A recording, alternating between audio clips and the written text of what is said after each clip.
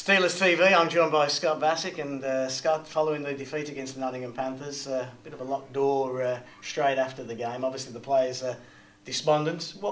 Without telling us exactly what was said, but what kind of things were said in the room? Oh, a lot of constructive things were said.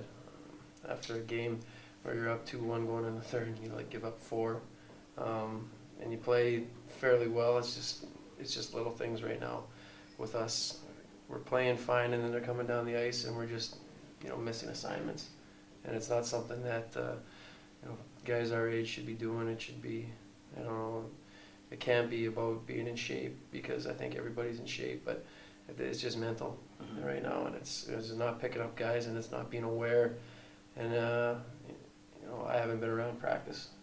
I haven't been on the ice, but I think it starts there. And maybe with the intensity in the game and in the crowd and everything, you kind of lose focus sometimes. But we're gonna have to get used to that really quick. How frustrating is it for you, a player, stood on a bench, suited and booted? You want to do something, but you can't. You're almost like the rest of us in that sense. Yeah, it's awful. I mean, there's not one part.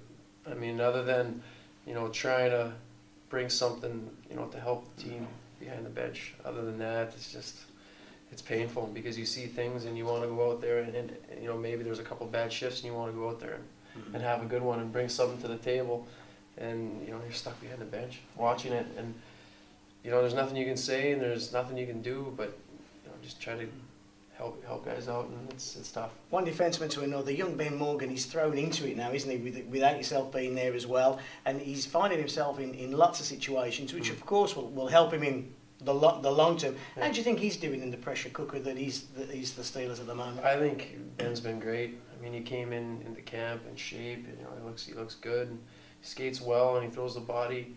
Maybe he's not used to the pace the first couple of games, but he handled it really well tonight. Didn't make any mistakes, and he's a kid that you can, he's old enough that you can take a little bit, if not criticism really, but if he had one shift where a guy kind of got around him, and you tell him just skate straight backwards, and he does it the next shift. And, he learns right away, and he's just going to keep learning all year. And he's, can't say enough good things about.